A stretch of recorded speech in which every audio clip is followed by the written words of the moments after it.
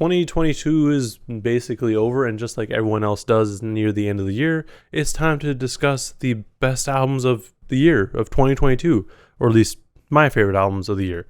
As per usual, these lists are subjective, so these are just albums that I enjoyed, and my criteria has been these are albums that I liked, but also are just good albums in my opinion. And this time around, we have 24. Most of them are not really in any particular order, minus the top 5, I'd say. I mean, the rest can pretty much shift day to day, but this is what we have as of right now. So without further ado, let's get into it. At number 24, I have Al Doms with Prescribed Overdose. Al Doms is a Virginia rapper, and I believe this is his studio album. This project does well to introduce new fans to Al Doms, because throughout the project, he's basically getting 3 different doses, and each dose has a different effect on him.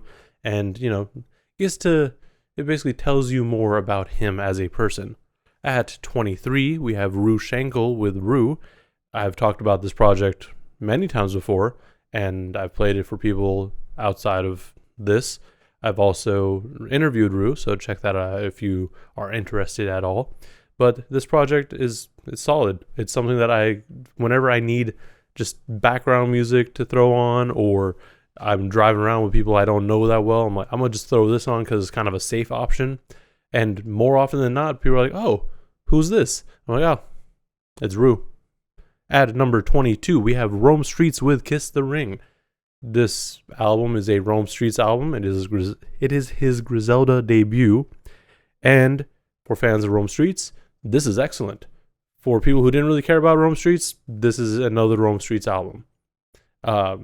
Personally, I didn't listen to it as much as I wanted to, but whenever I did, I enjoyed it.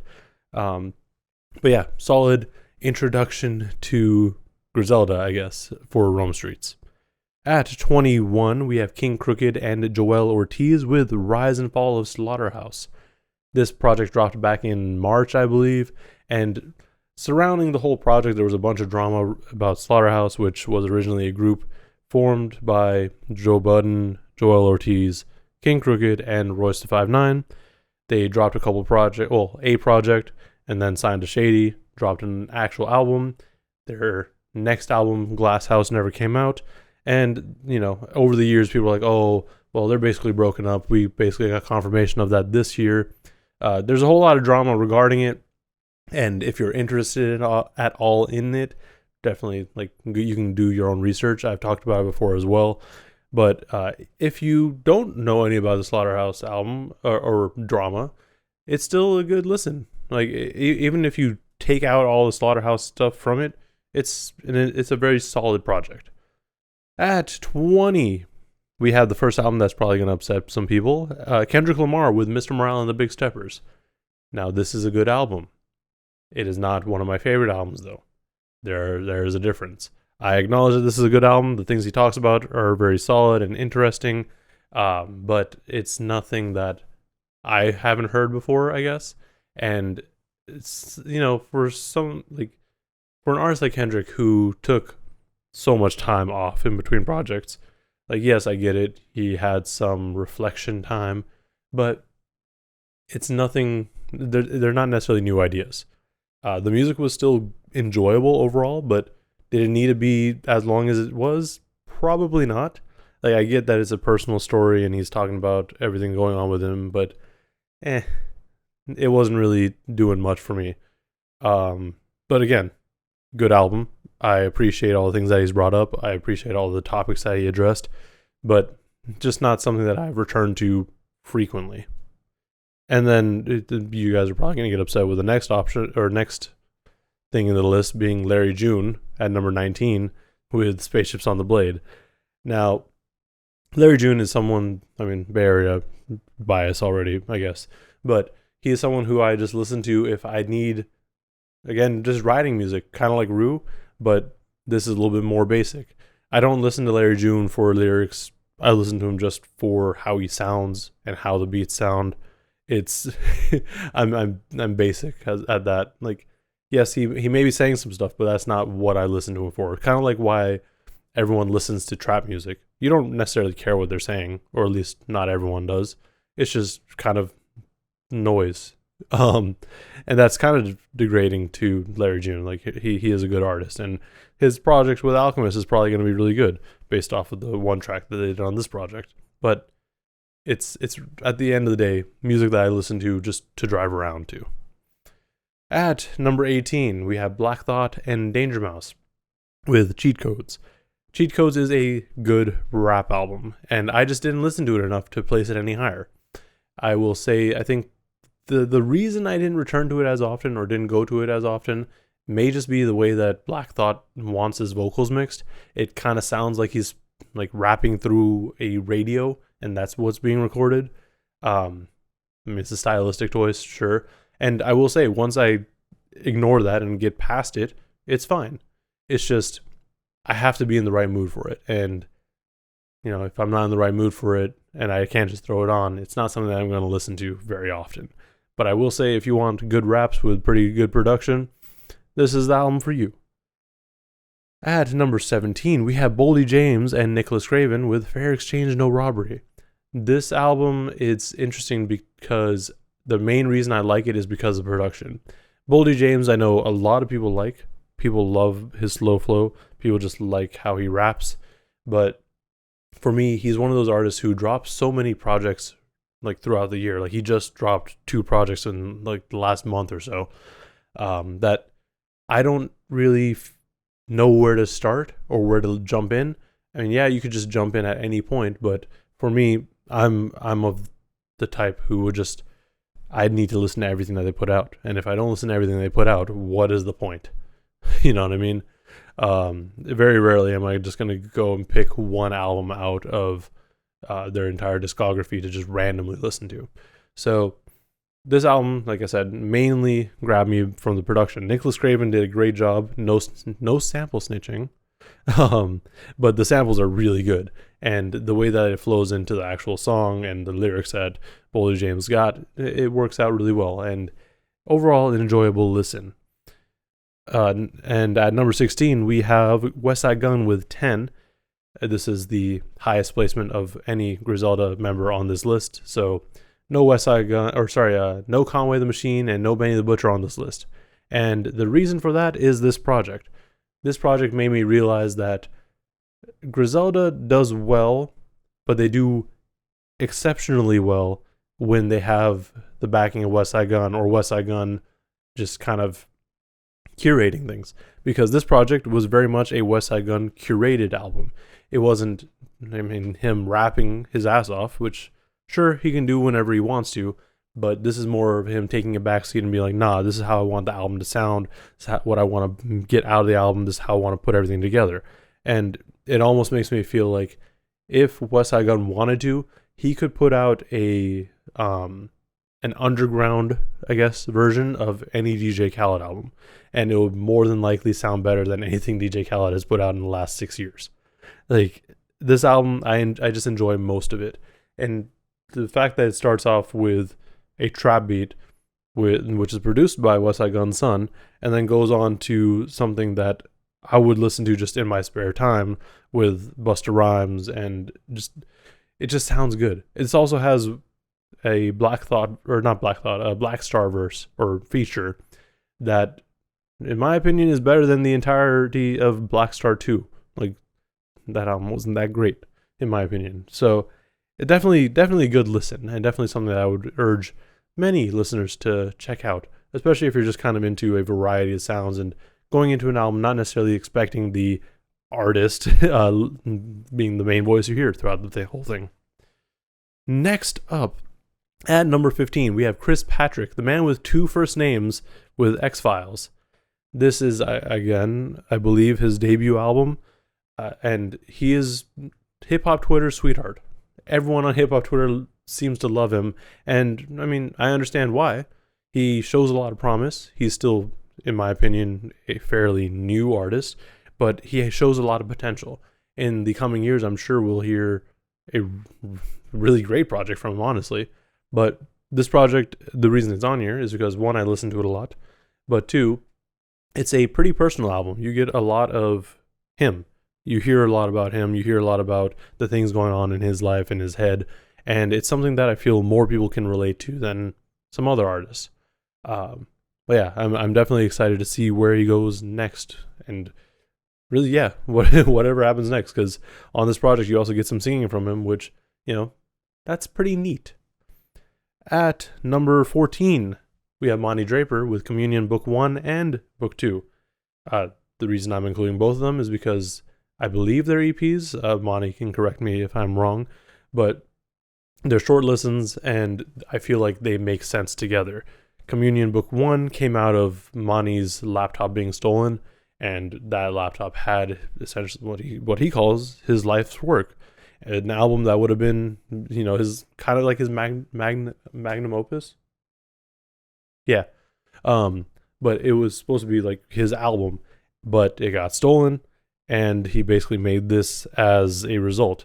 And in my mind, this is, at least Book 1, is him coming to terms with that loss and just moving forward and seeing what he can create beyond that.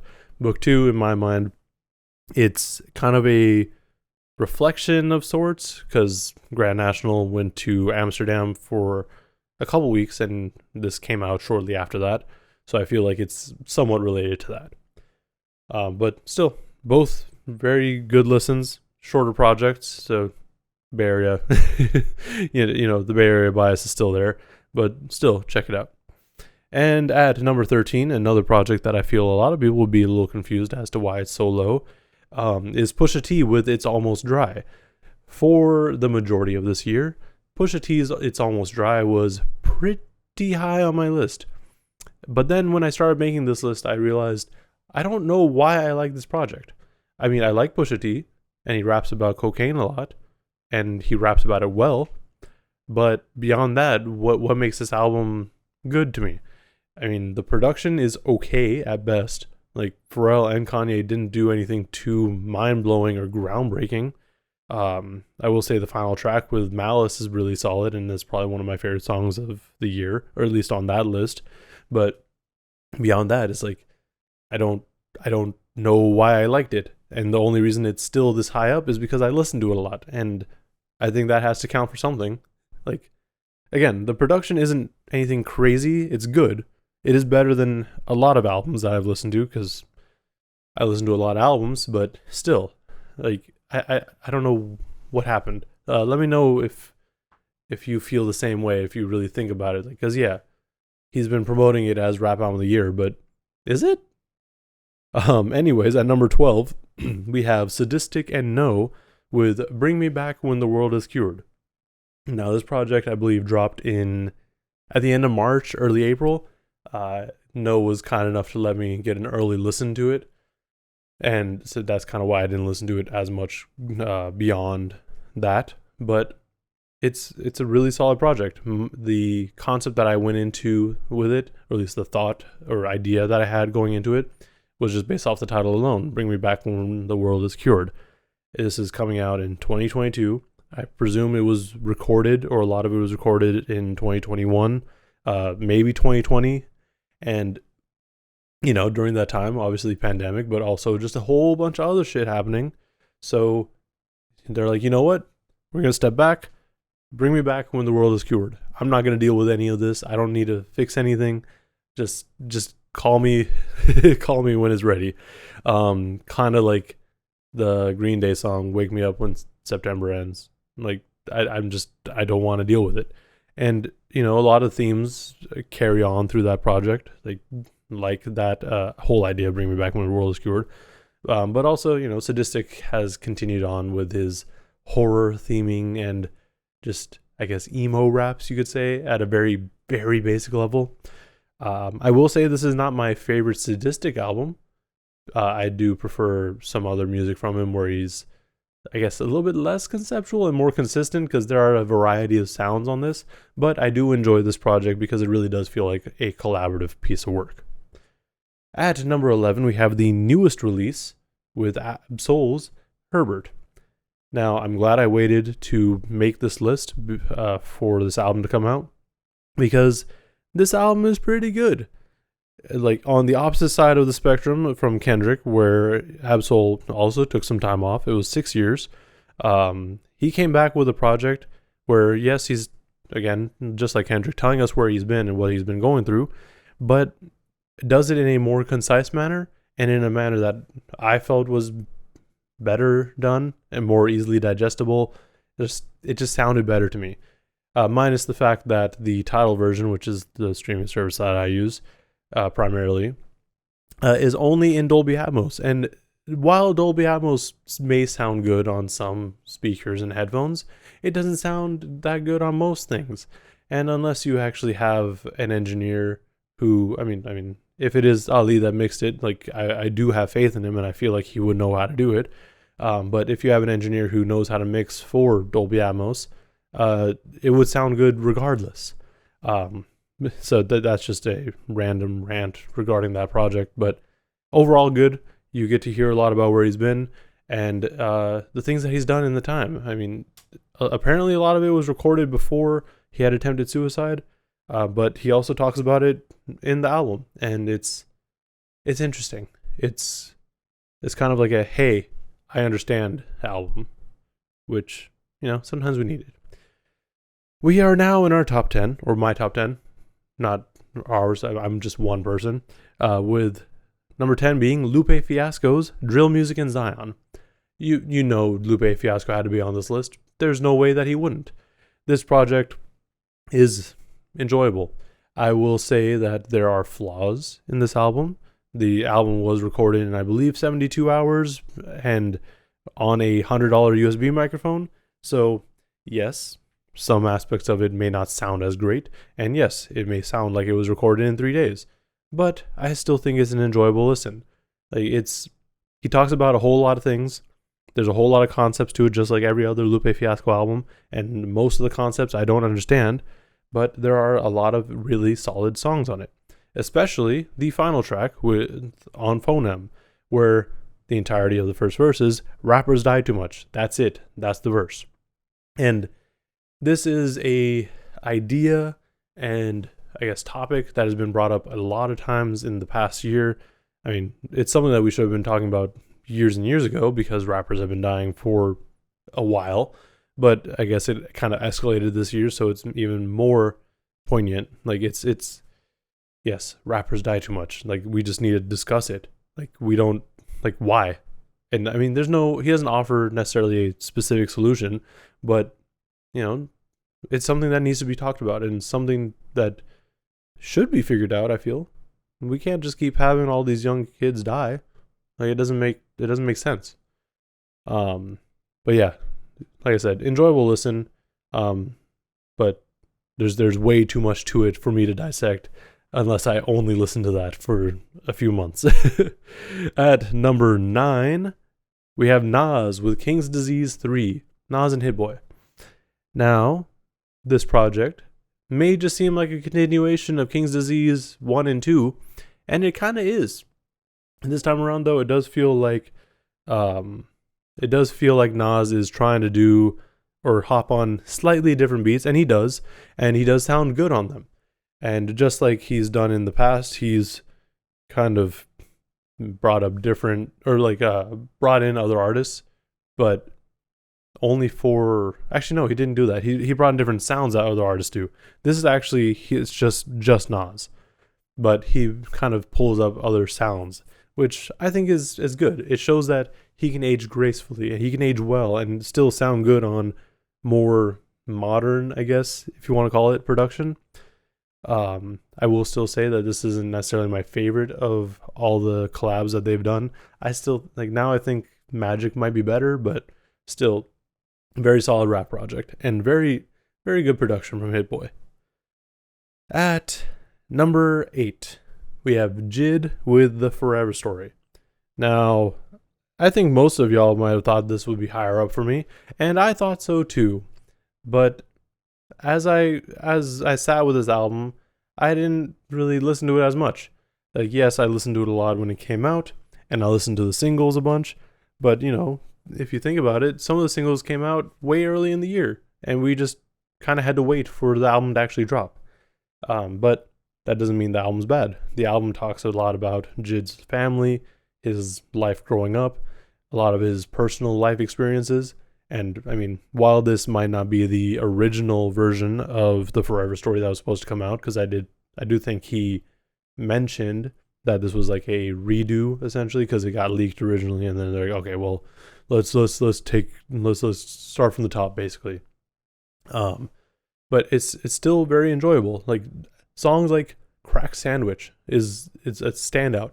Like personally, as I listened to it a bunch, I realized that the mixing didn't sound great, but maybe that was intentional. But it's an entire song about him and his his siblings getting into a bar fight. Then you have tracks, well, literally my song of the year, Cody Blue 31, where it's just him singing. And he sings well. He's gotten a lot of vocal training over the years, and it has paid off. Now, I wish this album had come out earlier in the year, and I wish I had come out closer to the Never Story, but we finally got it, and it is pretty good. I'm sure other people will relate to it a little bit more and have it higher up on their list. This is just where I have it. At number 7, we have another fairly new release with Little Simz' No Thank You. This album dropped just a couple weeks ago, and it was basically a surprise drop. She announced it, and then a couple days later it came out, and it really just feels like a continuation of Sometimes I Might Be Introvert, which she dropped last year, I believe.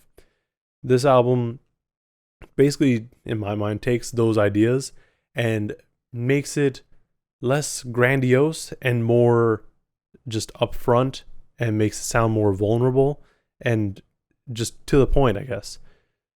I mean, to be fair though, I guess the average runtime of this album, like each song, is about 4 minutes, which by default is longer than most albums. But it's still really solid, and she gets her point across. It all sounds very good. Inflows is still a very good producer, and I'm glad that they're still working together. And yeah, she just talks about a whole lot of different topics, ranging from record deals to how good she raps to just people being broken in general. Which again, another one of the good songs of the year. Some of my favorite songs of the year, and it runs like 7 minutes long. And at number 6, we have Saba with Few Good Things. This album dropped very early in the year, I believe February 4th, something like that. For some reason, that's a day that I remembered for this album. But it was good. If you watch my review on it, you know that I mentioned I really appreciated that he added the short film to it. Because, throughout the album, yeah, you hear little snippets and little talking pieces, I guess, where you see, like, you kind of get an idea what the album's about. And what the album is about is his family being in Chicago, moving to Chicago, and I believe it's his grandfather who's doing some of the narration there. And it just makes it feel more personal, and every song makes a little bit more sense. Once you add in the short film, which it really isn't that long. I think it's like 25 minutes, maybe 35 minutes, something like that. Like, it just adds more to the album, and just how like most music videos are supposed to do, like it just adds more to it and makes it make more sense and more personal, I guess. So definitely another really solid project, and he talks about a whole lot of things. This is a personal album, so definitely worth a listen. All right, with that said, now we are in our top 5 albums of the year, with number 5 being Westside Boogie's More Black Superheroes. Now, if you've been following me for a little while, you know that Boogie's last album was on my album of the year list whenever it dropped. And this one, I feel, added more to the Boogie cinematic universe, I guess. Like the previous album, yes, it was a personal album, but it was his debut on Shady. So it sounded kind of manufactured to some extent. It sounded kind of commercialized. And again, while it was very unique in its own right, this one basically, in my mind, took those ideas and pushed it a little bit further, made it more about him. And that, I don't know, that something about that makes it feel like a more complete project. Like a very solid follow-up to his previous project. I believe this was also on Shady, but throughout this project, he's talking about how, well, the different versions of him in the album, like he talks about that, but he gets kind of vulnerable, which yes, he did on his previous project, and he's been doing that the majority of his career. But he talks about a lot of things just going on in his life. He talks about how he's like, Yeah, yes, it sounded like a woman's voice when he was on the album, but he's in therapy. But people are like, "Oh, I can't believe you're still like this and you're in therapy. I can't believe you're still just useless, essentially," which could be an actual conversation he's had or something that he's just been dealing with in his own head. Like, it's still, both things are very valid. And, if you're already kind of doubtful of yourself and you feel like you need to go get help and you still have these doubts of yourself, you're like, okay, well, what am I even doing? Right? So I appreciate that he was vulnerable on this project. And it's also just some very solid music throughout the project. At number 4, we have Brookfield Deuce with Coordinates. Brookfield Deuce is another rapper from the Bay Area, so again, you know where my bias lies. He's from Brookfield Village out in Oakland, so basically just over there. But this project is again really solid. This took kind of the same things that I was talking about with Lupe's album, where it's like, oh, rappers die too much, or like find something else to rap about, and goes into it. Like the track Rear View Thoughts, it basically just says like, there's all these things going on in your life, but you don't want to rap about it. Like there's so many things to rap about, but you choose to rap about these things that are super generic, promoting unnecessarily violence, stuff like that.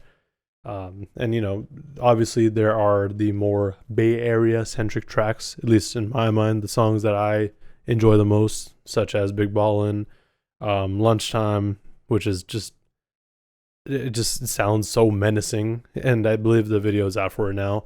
And also 310 Lenox Ave, which is also crazy to think about because that's an address in DC, but it sounds like a Bay song, and he talks about being from Oakland specifically, not from the Bay. So it's just, it all makes sense. It all sounds good. And also, if you want more information on the album, check out the interview I did with him. It was a fun time. At number 3, we have another Bay Area artist with Rex Life Raj's The Blue Hour.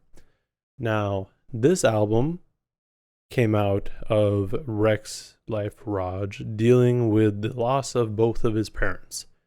And while I cannot directly relate to that, there's a lot of emotion in this album. There's a lot of just so much going on. And even if you may not be able to relate to the things that he's rapping about, I feel like most people would be able to sympathize with them or empathize with them. Like, these are emotions that people have to go through. Like, people have to go through grief at some point, at one point or another. And I feel like this album, again, while I have not experienced that or to that extent myself, I'm sure that this album will help others get through those emotions and get through those tough times. And even aside from that, even if you're ignoring all the emotion and everything that he's talking about, it's good raps. And not even just raps, it's good R&B/rap and good vocals and production. Everything sounds good about this project. And yeah, I love it. It's one of those albums that I just kind of throw on, but also I throw on when I want to, I guess, feel something. Because you get so stuck in the day-to-day of here we go, I gotta go to work, gotta deal with all these people, gotta come back from work, do other work, and then go to bed and start all over. Like, you get numb to life, and albums like this make you feel something again. And with that said, at number 2, we have the last Bay Area artist on it, don't worry, Passwords with Flowers. Passwords, if you aren't aware, is another Oakland native and is well known for his battle raps. He rap good. But the whole stigma of battle rappers being, oh, they only know how to do gun bars, or they only know how to do battle rap, and whenever they actually make albums is kind of mediocre. Like, none of that applies here. Like, this album is Passwords talking about the flowers that he feels like he deserves, but also giving flowers to everyone else. Like, it's it's a very good album. It's a very personal album, and it's actually, I believe, his debut album. So it's just, there's a lot to take in. One of the standout tracks to me was Alive, where the hook is essentially what you want to be when you grow up. And I've thrown it up on Instagram a bunch of times, but it's something that's like, oh, like you actually want to know what people want to do when they grow up. And it's like, coming from like immigrant families, like you're kind of suggested to do certain things, but whatever you actually may want to do may be looked down on or thought of as unsuccessful or just kind of a waste of time. So for him to, talk about that, like, oh, what you want to be when you grow up, like these are all these things that you could do, but also then adding at the end of the song, him talking to his children and asking them what they wanted to be when they grow up or what they want to be, like, it's touching. And I mean, he asked his daughter and she wanted to be a nurse. And he's like, oh, why do you want to be a nurse? Because nurses help people. And then he asked his son and he's like, oh, I want to be a rapper and an actor. And he wants to be a rapper because he wants to be like his dad. And then he wants to be an actor just because, like, that's cool. And Pass is one of those parents who's like just being very supportive. He's like, yeah, you can do these things. Like, and it's just, I feel something that's missed at sometimes, and something that I appreciate and want to apply if I ever have children. And at number 1, we have Denzel Curry with Melt My Eyes to Your Future, an album that no one expected me to put on here because I never talk about Denzel Curry and how much I appreciate his music and how much I like this album specifically, especially not because the deluxe album added so much more to it, in my opinion. This project, it came out pretty early in the year, but it's been an album that I listen to almost continuously. Like, it's, I need something to listen to. All right, throw on Melt My Eyes, because it's good. I think when I went into it originally, I was thinking, oh, he's gonna rap about coming out of the pandemic and all these things, like melt my eyes, so like, oh, I'm gonna go blind so I can see the future, kind of like an oracle sort of thing. Like, we were kind of in a time of uncertainty, I guess you could say. And even though he did release music, I believe between 2020 and now, we didn't know what was happening. So he was like, all right, well, let me take on this role of the blind swordsman or the oracle. Basically all these ideas that, yes, if I get rid of one of my senses, all my other senses become stronger, because he's kind of a nerd too. But it all kind of flows well together.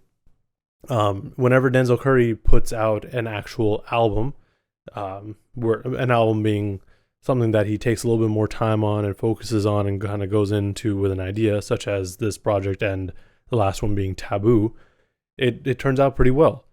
I mean, that's not to say that the projects that he's done in between, which are more of like kind of fun albums or more freestyled albums, are bad. Like, they're still very good. Like Zoo, which apparently was entirely freestyled, is still really solid and is one of my favorite albums from him as well. But then, like, you have other projects like Unlocked, where it's like, okay, well, we have a loose theme, we'll kind of run with it. That sort of thing. And I just feel like he does well.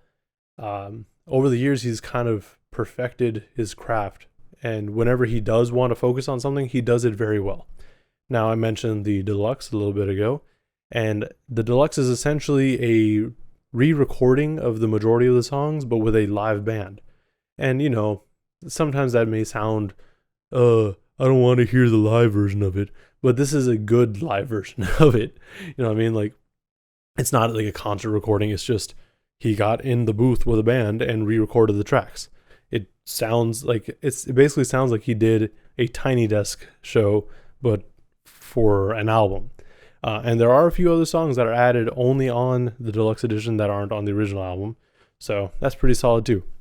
But yeah, that is my album of the year, and an album that I probably will return to frequently. I mean, I've been listening to it this week too, It's not. It shouldn't be a surprise to anyone at this point.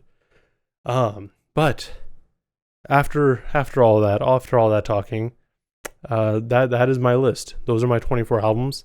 Let me know in the comments below what is on your album of the year list. You don't have to have 24 song or albums. You can have like 3 if you want. Also, let me know what you thought of my list and the ramblings I had for a lot of these albums. And while you're down there, like and subscribe if you want to see more content like this. Thank you for watching, and please stay safe out there.